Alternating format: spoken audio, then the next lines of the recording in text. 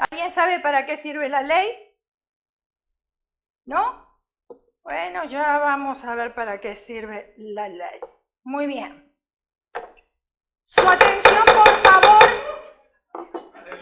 que vamos a estar dando lectura al manual de instrucciones.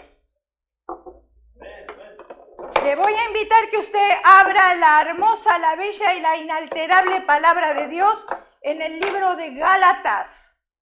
Gálatas capítulo 3, y vamos a estar dando lectura desde el versículo 19 al versículo 29. Y dice así la bella, la hermosa y la inalterable palabra de Dios. Entonces, ¿para qué sirve la ley?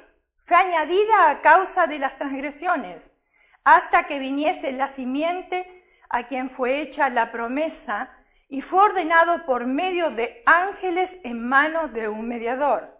Y el mediador no lo es de uno solo, pero Dios es uno. Luego la ley es contraria a las promesas de Dios, en ninguna manera, porque si la ley dada pudiera vivificar, la justicia fuera verdaderamente por la ley, mas las Escrituras lo encerró todo bajo pecado, para que las promesas, que es por la fe en Jesucristo, fuese dada a los creyentes. Versículo 23. Pero antes que viniese la ley, estábamos confinados bajo la ley. ¿Estamos de acuerdo ahí? Encerrados para aquella fe que iba a ser revelada, de manera que la ley ha sido nuestro ¿qué? Nuestro ayo, nuestro tutor, ¿no es cierto? Para llevarnos a Cristo, a fin de que fuésemos justificados por la fe. Pero venida la fe, ya no estamos bajo ayo, pues todos sois hijos de Dios por la fe en Cristo Jesús. Porque todos los que habéis sido bautizados en Cristo, de Cristo estáis revestidos. Ya no hay judío ni griego, no hay esclavo, ni libre, no hay varón ni mujer, porque todos vosotros sois uno en Cristo Jesús. Y si vosotros sois de Cristo, ciertamente linaje de Abraham sois y herederos según la promesa. Que el Señor bendiga esta porción de su palabra. Esta pregunta es como si fuese el corazón de la carta. Los argumentos de Pablo son presentados de una manera poderosa y hasta ingeniosa a la vez, para demostrarles a todos los que pretendían confundir a los creyentes gentiles que la ley no fue dada para la justificación del hombre delante de Dios. Entonces, ¿cuál fue el propósito de la ley? Y ahí es donde nosotros queremos llegar y queremos entender y queremos saber. Si usted ya lo sabe, gloria a Dios. Si no lo sabe, lo aprende ahora. Dice así, el propósito de la ley fue ¿para qué? La ley revela la pecaminosidad irremediable suya y mía. Del hombre, no solamente del hombre, de la mujer, de la humanidad. Quien es capaz de salvarse, quien es incapaz de salvarse a sí mismo y tiene necesidad urgente de un Salvador. ¿Está de acuerdo conmigo hasta ahí? Nunca tuvo el propósito de ser un camino de salvación. Eso es lo que tenemos que entender.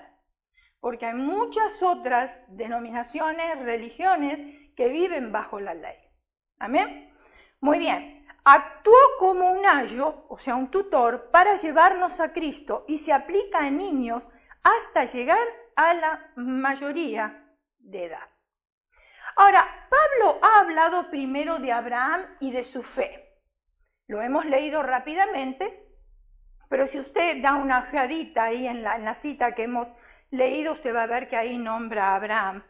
Entonces, Pablo habló primero de Abraham y su fe 400 años antes de que llegara la ley en el Sinaí. La pregunta de Pablo pudiera ser una ofensa para aquellos que hasta ese momento habían defendido la ley. Si tú dices que el hombre no puede salvarse por la ley, ¿para qué sirve la ley? Esa era la pregunta que ellos se hacían. Y es la pregunta que quizás muchos de nosotros nos hacemos también hoy. Si nadie puede ir al cielo por guardarla, ¿para qué fue escrita? Eso sería nuestra mente, ¿verdad? La que piensa de esa manera. ¿Qué sentido tiene que Moisés la haya dado? Entonces, Pablo le responde a través de la ley misma. Pablo era inteligentísimo, sabio era también. Entonces él le contesta a través de la ley misma y dice, el asunto es que la vida sin ley no tiene conciencia de pecado. Ahí está. Y veamos lo que dice. Su historia es registrada en Génesis capítulo 1 hasta Éxodo 20. Si a usted le gusta tomar apunte para después estudiarlo en su casa. La ley mosaica o judía nacional empezó en el monte Sinaí y terminó con la crucifixión de Cristo. Su historia es encontrada desde Éxodo 20 hasta Hechos 2. Esta ley fue por un determinado tiempo. Gálatas capítulo 3, versículo 19 al 29, que lo hemos leído. Entonces, ¿para qué sirve la ley? Fue añadida a causa de las transgresiones hasta que viniese la simiente a quien fue hecha la promesa y fue ordenada por medio de los ángeles en manos de un mediador. Ahora imagínense ustedes vivir sin ley, que en nuestro mundo no hubiese ley. ¿Se lo puede imaginar? Esto sería un caos, sería un desastre, sería tremendo. Tomaríamos la justicia por nuestras propias manos. Y así todo que tenemos ley, escuchamos en los informativos, en los medios de comunicación, que muchas personas toman la justicia por sus propias manos, teniendo aún la ley. A estas personas que toman la justicia por sus propias manos, tendrían que visitar al señor Wang. Y usted me dirá, ¿y quién es ese?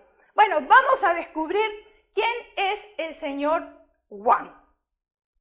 Hace mucho tiempo, una joven llamada Lily se casó y fue a vivir con su marido y su suegra.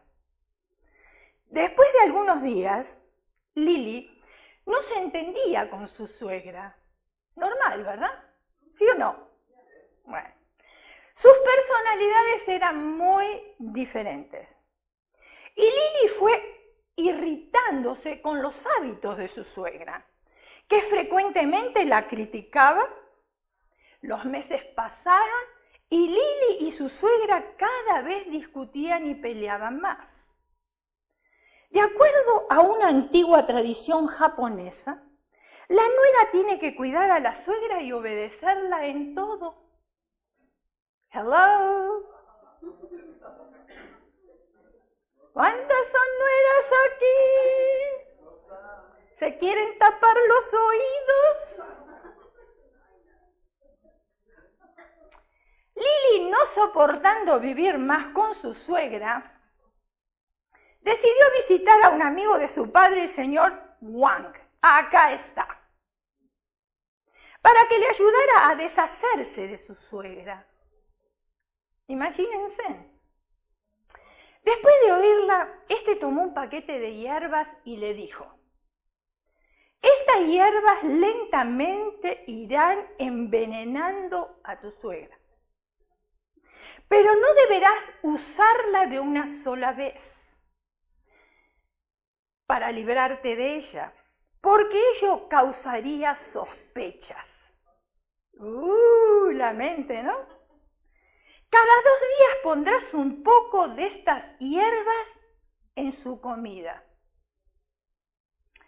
Ahora, para tener la certeza de que cuando ella muera nadie sospechará de ti, deberás tener mucho cuidado y actuar de manera muy amigable. No discutas con ella.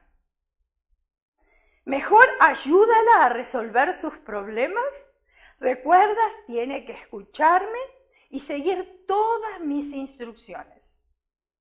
Lily respondió, sí, señor Wang, haré todo lo que usted me indique. Lily quedó muy contenta y agradecida con el señor Wang. Por fin ahora se iba a deshacer de su suegra. Volvió muy apurada a su casa para comenzar el proyecto de asesinar a su suegra. Pasaron las semanas y cada 2 días Lily servía una comida especialmente preparada para su suegra. Siempre recordaba lo que le había dicho el señor Juan y lo que le había recomendado sobre evitar sospechas. Y así controló su temperamento. La trataba a la suegra como si fuera la madre. ¿Cuántas suegras están aquí y quieren que sus nueras escuchen esto? ¿Cuántas suegras de las que están aquí quisieran que sus suegras escucharan esto? Bueno. Después de 6 meses, la situación en la casa cambió. Había cambiado completamente. En esos meses no había tenido una sola discusión con su suegra y ésta ahora parecía mucho más amable y fácil de lidiar. Un día, Lily fue nuevamente en procura del señor Juan para pedirle ayuda y le dijo: querido señor Juan, por favor, ayúdeme a evitar que el veneno mate a mi suegra. Ella se ha transformado en una mujer amigable y la amo como si fuese mi madre. Fíjense en cómo cambió la situación, ¿no? No quiero que ella muera por esta causa del veneno que le di. El señor Juan sonrió y le dijo: las hierbas que te di eran vitaminas para mejorar su salud. El veneno estaba en tu mente, en tu actitud, pero fue echado fuera y sustituido por el amor. Ese amor que pasaste a darle a ella. Profecía suegrática.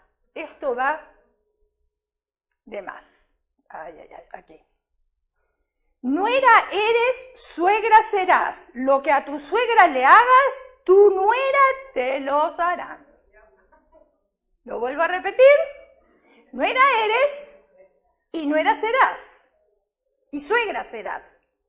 Lo que le hagas a tu suegra, tus nueras te lo harán. Así que meditemos, tengamos cuidado. Ahora, si no existiría la ley, imagínense en ustedes, estacionaríamos donde a nosotros nos convenga. Donde es más fácil, porque total si no hay ley. ¿Cuál es el problema? ¿Por qué tengo que estacionar acá donde la ley a mí me indica si yo tengo ganas de estacionar acá porque me queda más cerca? Escuché en el noticiero, veníamos con el pastor en el auto en el día de ayer, y escuché en el noticiero que una persona había estacionado en un lugar que no estaba permitido. Y por supuesto, como era de esperar, ustedes ya saben que llegó la grúa para llevarse el automóvil. ¿Qué espera usted si está mal estacionado? ¿Que vengan y le den una propina? Difícil, ¿no? Entonces no espera la grúa para llevarse el automóvil.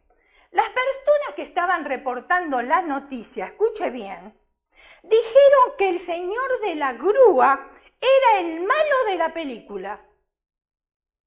¿Está entendiendo?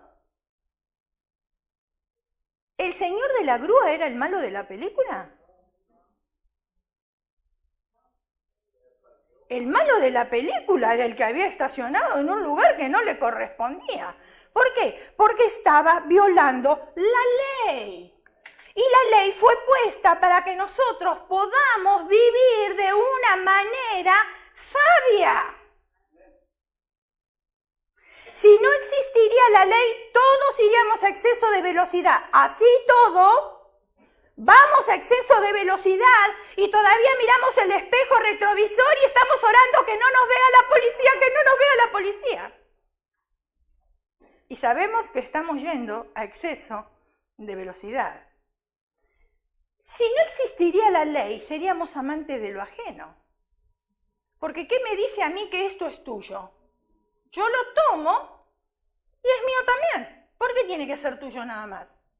Pero hay una ley que nos dice a nosotros que lo que le pertenece a esta persona es de esta persona y lo que le pertenece a esta otra es de esta otra persona.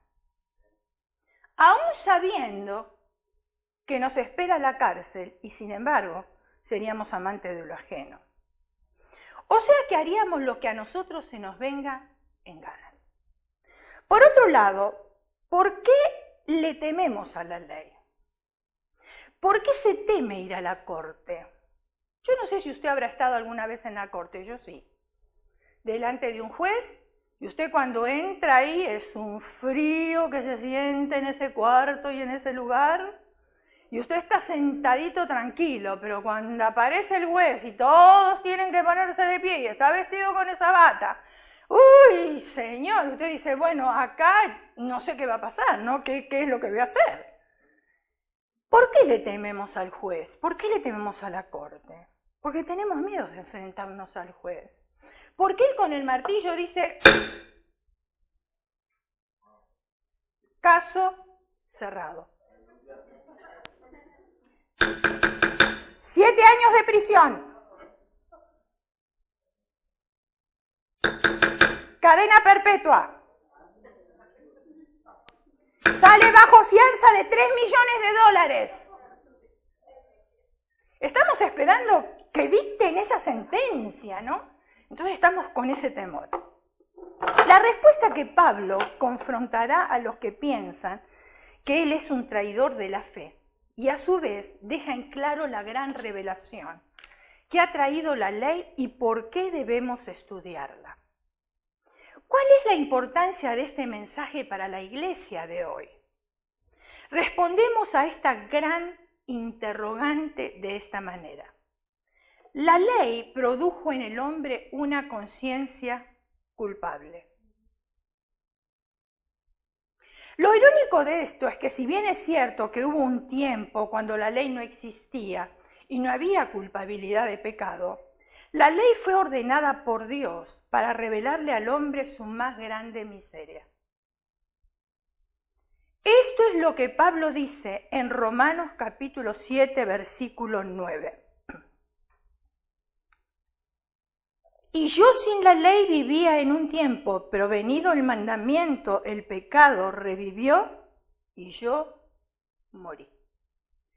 La ley fue dada para golpearnos hasta matarnos, con la finalidad de llevarnos a considerar cuán lejos nosotros estamos de Dios y cuán peligroso es esta posición sin su ayuda.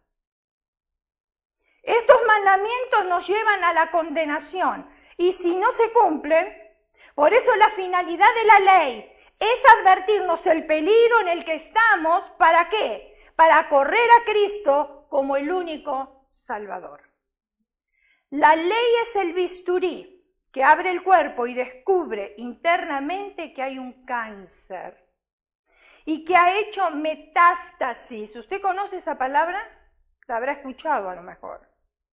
En todos los órganos vitales. Yo le voy a explicar lo que es metástasis. Metástasis es el proceso de propagación de un foco canceroso a un órgano distinto de aquel en que se inició. O sea que la metástasis, cuando hay un problema de cáncer y el doctor dice que ya lo diagnostica como metástasis, está diciendo que ya el cáncer se desparramó por todo el cuerpo. Se fue a todos los órganos. Que ya todos los órganos están infectados. Y cuando todos los órganos están infectados, usted ya sabe lo que se puede esperar, ¿no es cierto?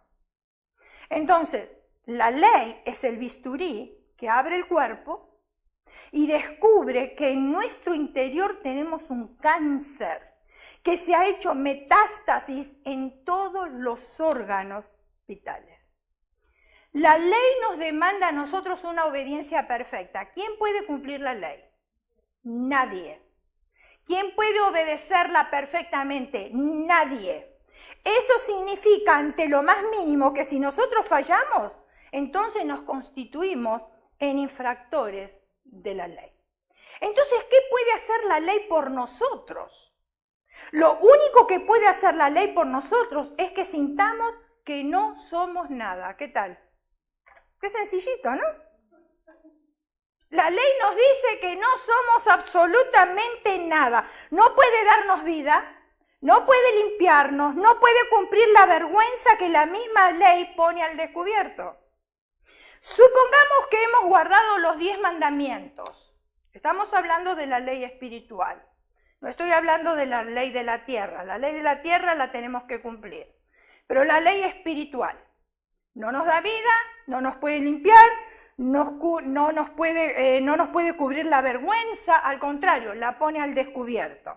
Ahora, supongamos que nosotros hayamos cumplido los 10 mandamientos y vamos a pensar de que todos somos justos, que hemos sido capaces de guardar la ley escrita y ahora hallamos la ley del Espíritu, la que introdujo Cristo. Tenemos 2 mandamientos que son quebrantados a menudo. Usted conoce los mandamientos, ¿verdad? Muy bien. Pero hay 2 que son quebrantados a menudo. ¿Cuáles son? ¿Cuáles son los mandamientos que son quebrantados a menudo? De los 10. Hay 2. ¿Quieren que se los diga? Ok. No matarás. Ese es quebrantado a menudo.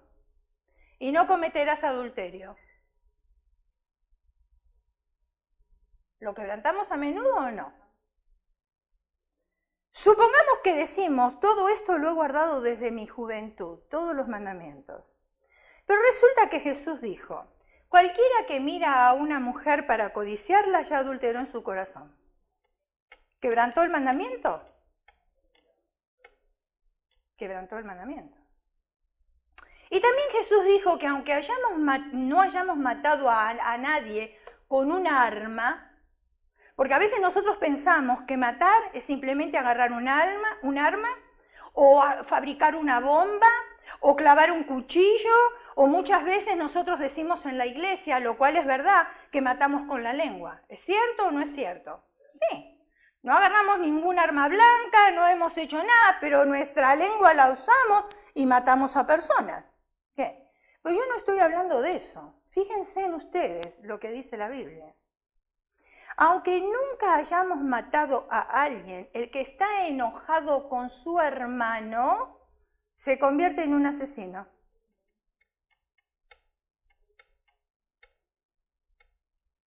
¿Quebrantamos esos 2 mandamientos? Sí. Pregunta, ¿quién puede justificarse bajo la ley? Nadie. La ley cortó la esperanza a nuestras propias promesas. El ser humano, después de la cirugía que hace la ley y que le pone al descubierto, hace promesas para enmendar su actual condición y luego hace sus planes, diciendo que a partir de esta, la próxima será distinto. En virtud que lo que dice se basa en sus méritos para lograrlo, la ley no fue dada para vivificar. He descubierto tu llaga, eso es lo que dice la ley. Y no hay nada que puedas hacer por ti mismo para sanarte. Si intentas hacerlo, morirás más rápidamente. Ningún deseo por cambiar en el futuro, siguiendo la sombra de la ley, nos hará mejores personas. La deuda de nuestros pecados tiene que pagarse de alguna manera.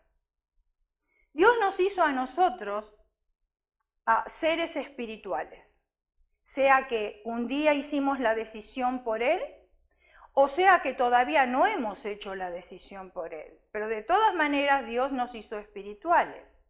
Ahora, los que hicimos la decisión por Él, por supuesto que al hacer esa decisión nosotros ahora, nuestro espíritu tiene comunicación con el Espíritu de Dios. Aquellos que siguen siendo, que son espirituales, porque Dios los hizo así, pero que no tienen una relación con Él, todavía no se pueden comunicar con su Creador. ¿Por qué? Porque el pecado nos separa de Dios. Dios está aquí, el pecado está aquí y nosotros estamos aquí. O sea que el pecado se interpone y no podemos tener comunicación con Dios. O sea que nosotros mismos, aquellos que un día le dijimos al Señor Jesús que viniera a morar en nuestro corazón, que fuera nuestro Señor, que nos lavara con su sangre, periódicamente tenemos que llegar delante de Él y pedir perdón por los pecados cometidos. Porque muchas veces cometemos pecados inconscientemente. Son aquellos conscientemente los que lo hacemos a sabienda, pero hay otros que los hacemos inconscientemente. sin darnos cuenta, sin hacerlo a propósito. Y entonces tenemos que llegar delante de la presencia de Dios y decir, Señor, perdóname, Señor, límpiame. A pesar de que yo soy un ser espiritual, tengo que tener una comunicación con Dios para que el Señor limpie mi vida constantemente.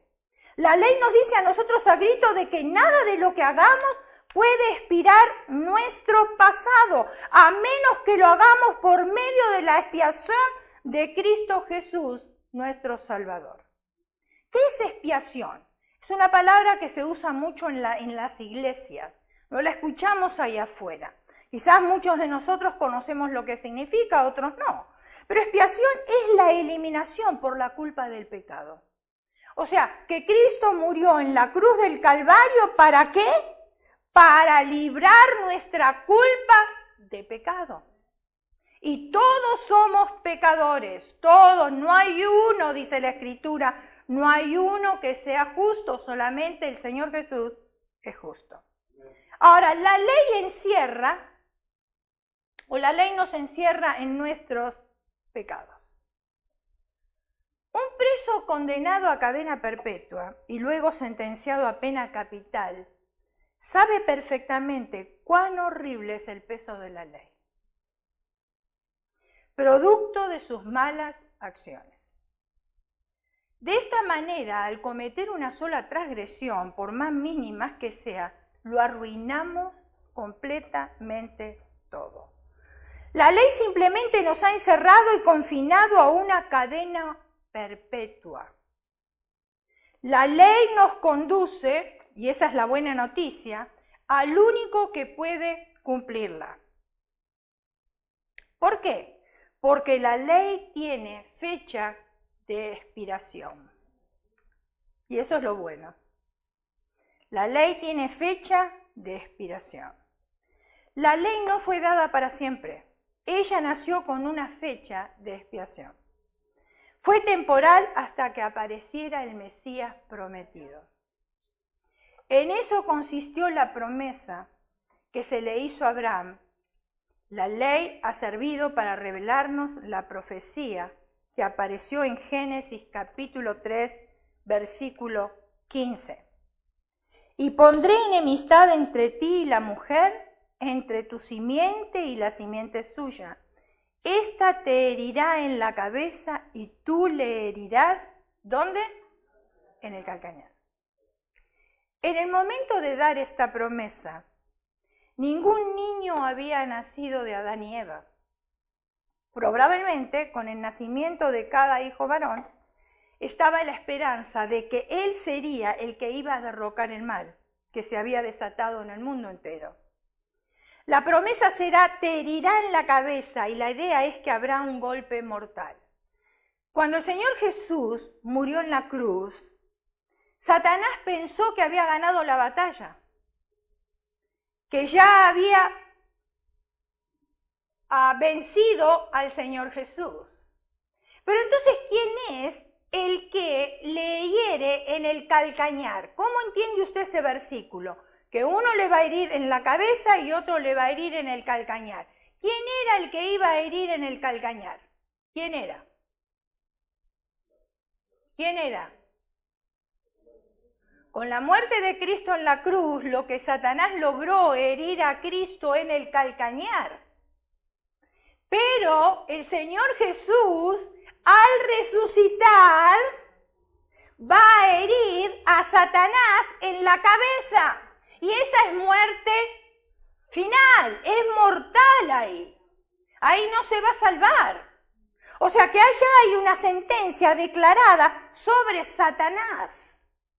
Está escrito. La promesa será, te herirá en la cabeza, y la idea es que habrá un golpe mortal. Satanás tiene ese temor eterno que pesa sobre él, que con el nacimiento de cada hijo varón podría ser la persona ideal. ¿Quién sería su final?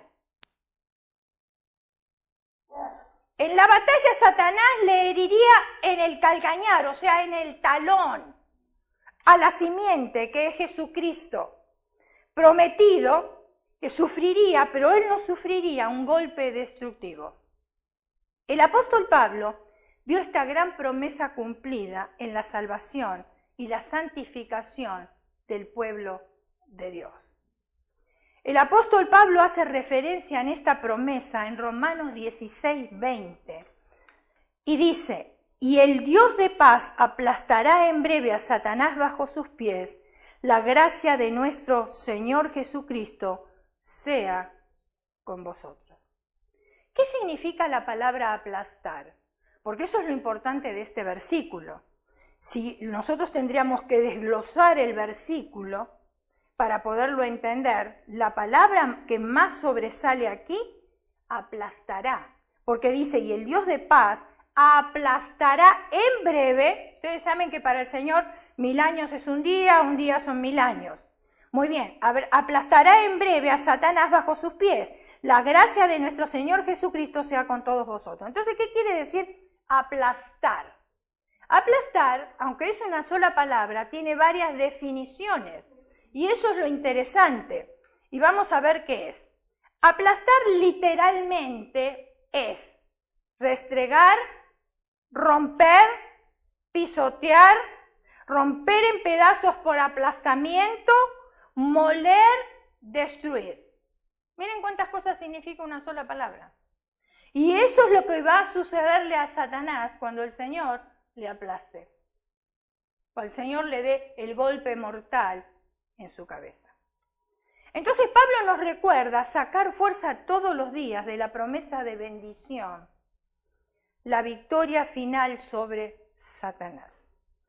Quizás ahora nosotros decimos, bueno, el enemigo está siempre a mi acecho, el enemigo siempre me está tendiendo trampas, el enemigo usa estrategias, diferentes estrategias usa.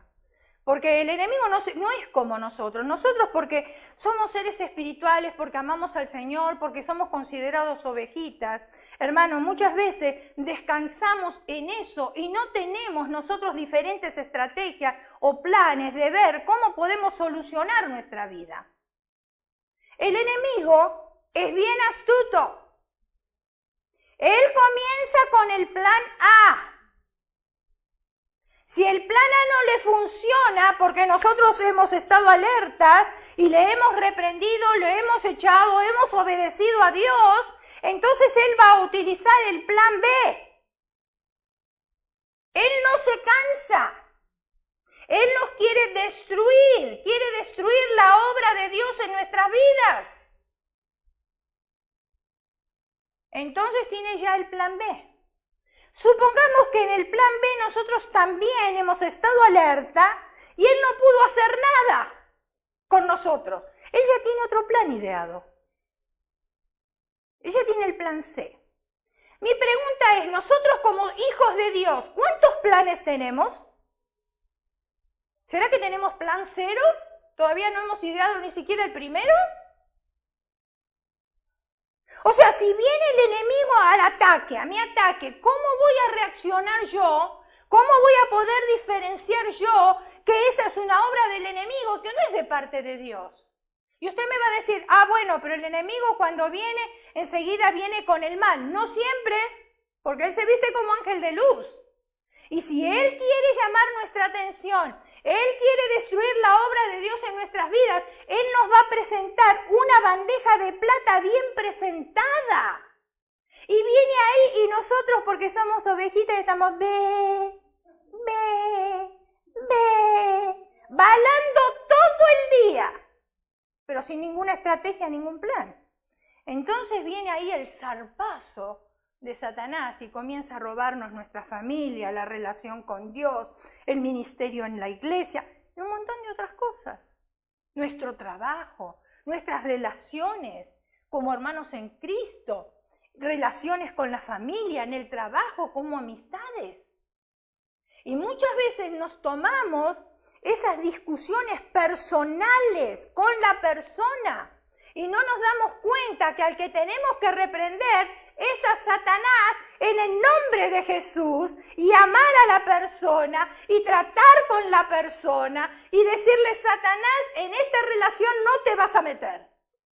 No te vas a meter porque ya descubrí cuáles son tus artimañas. Y él tiene diferentes estrategias. ¿Cuáles son nuestras estrategias? El Señor nos dio las armas. Nosotros tenemos la palabra de Dios.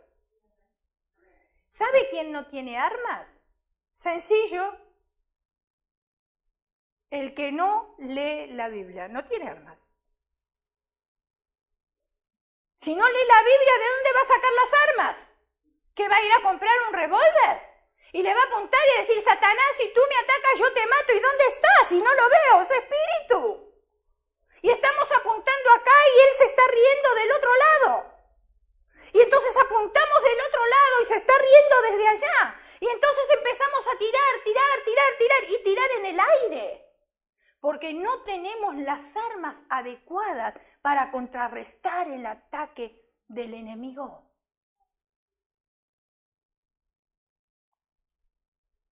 Jesucristo fue a la cruz y murió en nuestro lugar para aplastar a Satanás.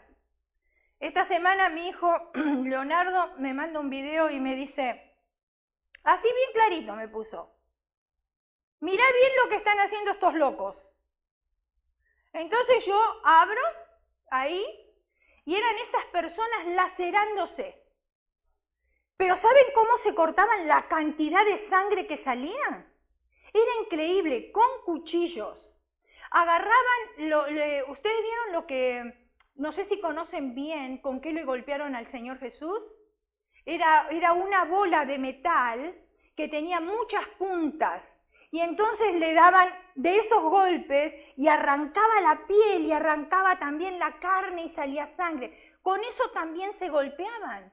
Y lo más lindo de eso es que lo hacían a nombre del nieto. Escuche lo ridículo. ¿Cómo un ser humano puede ser tan ridículo en su manera de pensar? Se laceraban sus cuerpos a nombre de un nieto del Dios de ellos.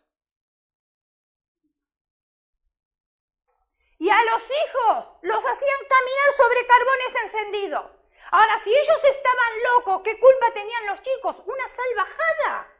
Y sin embargo, miren cómo depositan la fe en sus dioses, creencias falsas. Y sin embargo ellos lo hacen con fe, creyendo que van a ganar algo y ni siquiera van a terminar salvos. Eso es lo triste. Y nosotros teniendo la salvación, teniendo la verdad y al Dios verdadero, ¿cuántas veces nos dejamos engañar? ¿Cuántas veces el enemigo viene y toma ventaja sobre nosotros? Muchísimas veces.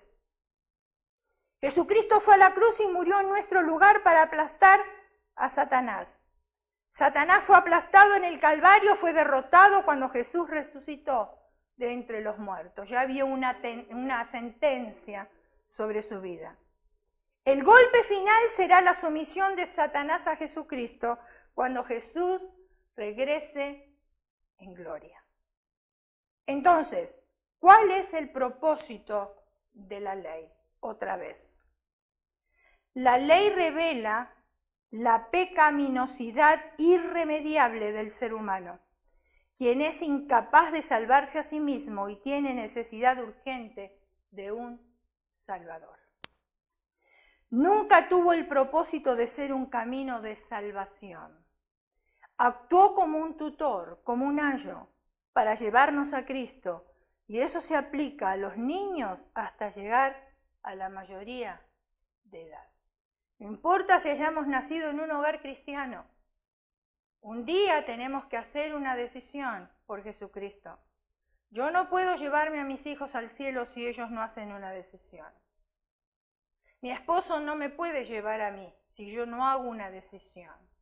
Si cada uno de nosotros no hacemos una decisión por Cristo, no tenemos la seguridad de ir al cielo. Podemos caminar de rodillas, podemos hacer muchas promesas, podemos ensangrentarnos las rodillas, podemos lacerarnos el cuerpo, pero eso no nos da la salvación. Y tampoco nos da la salvación, hermanos, venir todos los servicios con la Biblia debajo del brazo, pero no tener una relación personal con Jesús.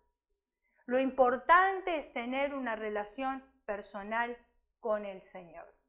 Y gloria a Dios que nosotros ahora vivimos bajo la gracia y no estamos viviendo bajo la ley. Porque si viviríamos bajo la ley, todos estaríamos condenados y no tendríamos salvación. ¿Y sabe dónde iríamos? Usted sabe, derechito al infierno. Pero gracias a Dios que el Señor nos preparó un lugar que es mucho más lindo, que se llama cielo. La hermana María Luisa partió, el hermano Emilio partió, pero ellos partieron a las mansiones celestiales, un lugar donde hay paz, un lugar donde hay tranquilidad y que muy prontito cada uno de nosotros nos vamos a reunir. Ya ellos no viven aquí en la tierra, viven en el cielo. Y ese es el lugar, esa es mi casa, esa es su casa, es la casa de ellos. Ellos nos ganaron la partida, pero ahí nos están esperando para que juntos, con los serafines, los querubines, le entonemos alabanzas a nuestro Señor y a nuestro Creador. Yo le estaba diciendo a mi esposo, porque el sol ahora está bastante fuerte, yo no sé si les pasa a ustedes, o quizás nos pase a nosotros porque hemos tenido cirugías de cataratas, y entonces el sol está muy brilloso, y como que no se puede resistir, muy fuerte, entonces tenemos que usar los anteojos de sol. Yo le estaba diciendo a mi esposo, si el sol desde aquí a tantas millas de distancia está tan brilloso, ¿qué será estar cerca del sol? Imposible, ni con los ojos cerrados aguantaríamos, porque veríamos ese resplandor. Y estoy hablando del sol. Ahora, cuando la Escritura dice que el Señor va a iluminar Jerusalén, cuando nosotros estemos los 1000 años, que no va a haber necesidad de luz, porque Él va a ser el resplandor de todo. ¿Usted se puede imaginar ese brillo hermoso que va a haber ahí, que vamos a presenciar? Muchas veces yo no puedo ni siquiera imaginarme lo que va a ser ahí arriba, porque veo tantas bellezas aquí en la tierra que no las puedo comparar con las bellezas que vamos a encontrar ahí en las mansiones celestiales. Por eso, todos tenemos la oportunidad de ya no vivir bajo la ley, estoy hablando espiritualmente, sino vivir bajo la gracia del Señor. ¿Cuántos se gozan de tener a Jesucristo como Salvador? ¿Y cuántos se gozan de vivir bajo la gracia?